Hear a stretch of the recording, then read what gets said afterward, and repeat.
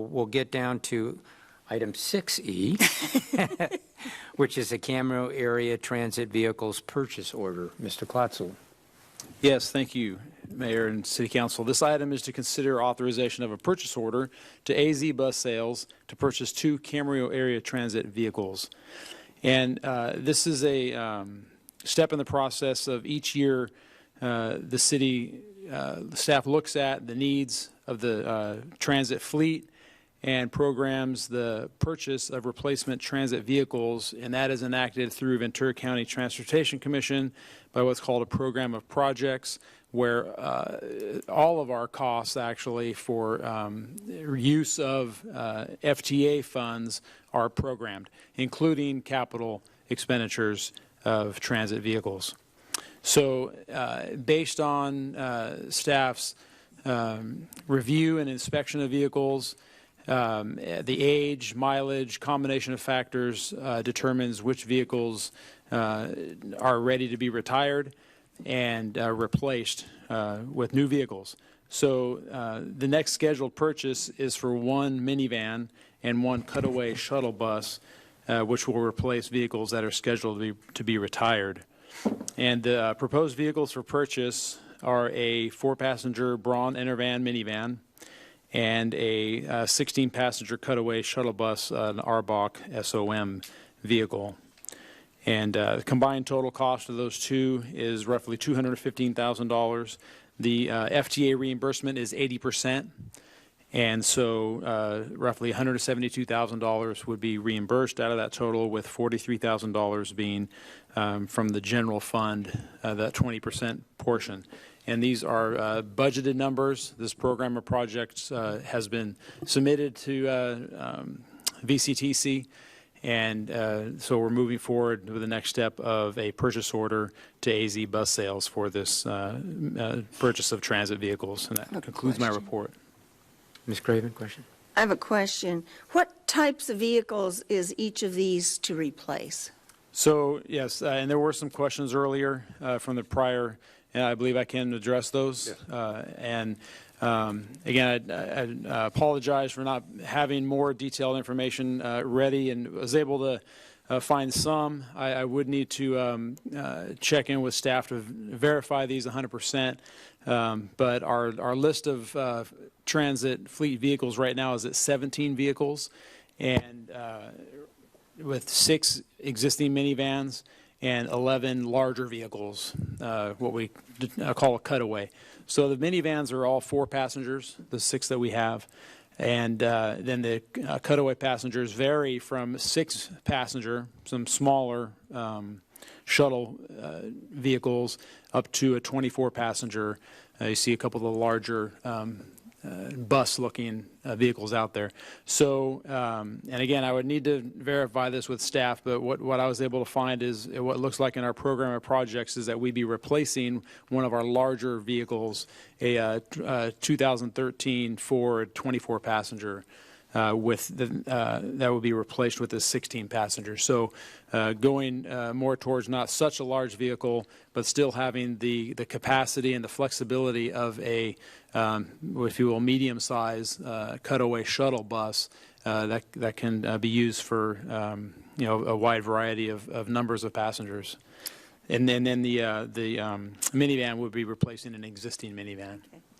And the larger ones, I don't care about the 24 if we're replacing it, but the larger ones, anywhere up from 6 to 16, do they carry more than 2 or 3 passengers at a time? They can, they have, they do. It totally depends on the schedule of rides. These are used as they're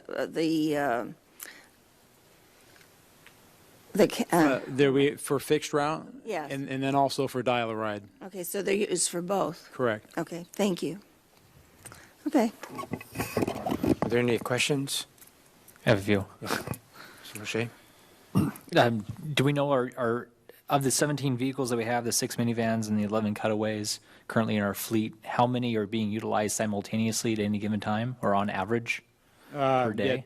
Yeah, that's the information that I don't have at this time. And there are several being utilized at the same time, typically on your typical day. On the fixed route, there's only one. I'm sure it's one of these, one of the cutaway Correct. vans that are being used for the fixed route, but there's only one being used on the fixed route at any one time. Is that correct? Correct. Okay, so just on the fixed route, that take one out. So then we still have 16 vehicles combined for dial-a-ride services and needs and whatnot. And again, part of a transit operating system is to have backup vehicles available also. So it's not anticipated that all 17 vehicles will be utilized at one time. Largely based on ridership needs, but then also to have backup vehicles. Typically, there's one or two or more in service being maintained. So there's also backup vehicles to serve while other vehicles are being maintained. I will also add that another use of some of the larger vehicles is several events throughout the year that the city is involved with providing shuttle service for events. These larger number of larger vehicles are used for those events, such as the fireworks. And there's other events that the city contributes, and other groups have utilized our, through our contractor, those shuttle services also to provide transportation to other events. Roadrunner still has their shuttles, though, as well, right? I presume that They'll they're be getting rid of them. they have them for hire. They Correct, will, yes. they're going to be keeping some for just private use, big parties, corporate events, and stuff like that. I think they're going to cut away their from your airport shuttles and all that stuff. But oh boy, there's a question there, but now I lost it. So maybe I'll ask it in a minute. I do have some comments once we're done with questions. Any other questions? Yeah. Comments? Go ahead, Sean, please. Yeah, comments and to fill in Charlotte a little bit while she wasn't here. Obviously, I was the lone no vote on this, and my reasoning was this: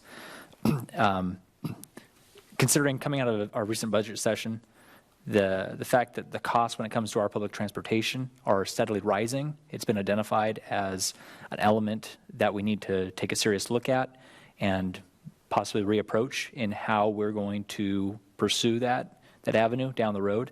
What constitutes our public transportation, what form it takes, and what kind of partnerships we may or may not form with other agencies or organizations or whatnot. I feel like we're putting the cart before the horse a little bit in that we're proposing a $200,000 capital outlay for the purchase of new vehicles, having not thoroughly discussed how we want to readdress the issue of public transportation, considering that now we have the fleet numbers. Yeah, we have 17 vehicles comprising of our fleet.